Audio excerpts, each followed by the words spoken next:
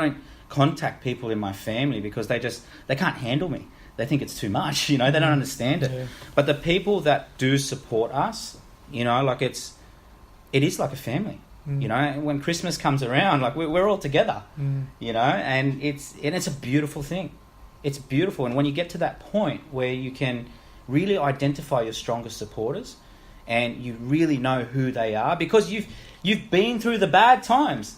See, that's how you identify them. You go through some tough times, you see who sticks around, right? Because you want to know those people are around for the good times and also the bad, right?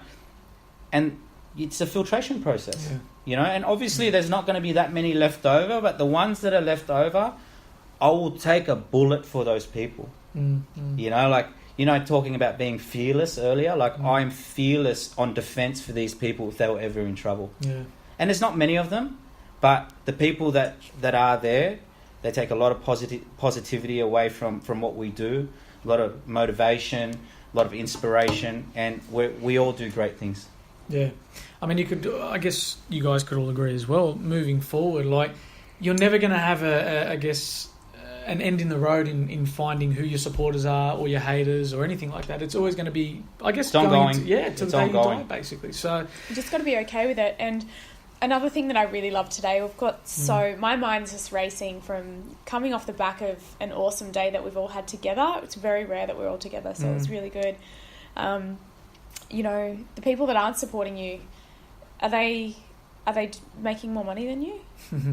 No? Well, then who cares? Exactly. That's a little bit ballsy to say that, but in context, in hindsight, it's true. What are they doing for you? If they're not doing anything for you. We're in business to make money. And, for me, I do measure success on happiness, but I do measure success on the amount of dollars I have. And it's important to me because it gives me choices to do what I want to do. And unfortunately, there's people out there that would like to have that success. However, they haven't yet to achieve it yet. And what's easy for them is to make it an excuse to just sort of tear down others around them that have achieved that already, instead of going to these people and saying, look, what type of value can I bring you so I can, I can get some value from you so I can get to where I want to be. And, my door's always open. My door's open for everyone. We're happy to mentor anyone that walks into this office. So, it's one of those things, like you said, Mark. It is ongoing. It's a method. It's just a method of trial and error. You're gonna lose some, but the ones that you win, you'll treasure for life. Definitely. I think it's about always being kind as well and compassionate yourself and just being a good person throughout this whole process. It's not hard. Just be a good person. It's actually easy to be a good person rather than be a negative person. For sure. Well, it's hard. You know what? It's to be a bad person now, but by when I say negative and all of that sort of thing, it's kind of transparent now, so everyone can see it.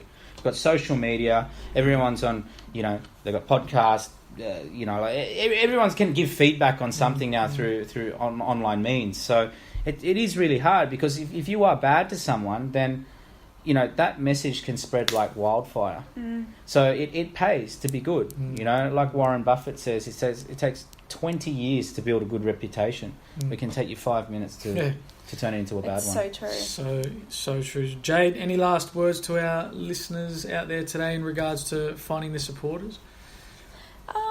I think I've said everything that is relevant to this tonight. I think my biggest, I'm going to say it again, to everyone out there who's struggling to find supporters, just make sure that you're authentic in your approach to everyone out there. It doesn't matter if you're doing business with them, if you're striking up friendships, if you're networking, if you can always add value to people, you'll find your supporters.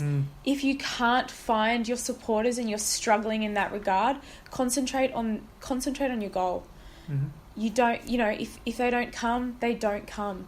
Support yourself. You need to back yourself a little bit more if you're thinking too hard down that path. It's all about backing yourself, and it's all about being fearless. Fantastic. People will come. It's just patience, really. Oh, that's awesome. It's nice and simplified and reiterated. You know what I mean? That's what I wanted to get from you just then. Just that simplified version right at the end, so people go, yeah, it's actually not that hard, and it's not. Yeah. you know, even though we delve into a few things within the podcast, but moving all the way back to the end of it, you know, basically what we touched on at the start. That's exactly, you know, it's good. I think people they mistaken their friends that they went to high school with or they grew up with and they partied with as people who are supporters. Those people aren't going to support you. No. You know what I mean? Those people will support you when you on a Friday night when you want to get wasted. You know, that's about it. They're not the people that you're looking for support. Yeah. Turn to your clients. Turn to your customers.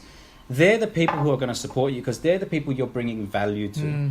And if you still can't get supporters from that, you're not bringing enough value to your marketplace.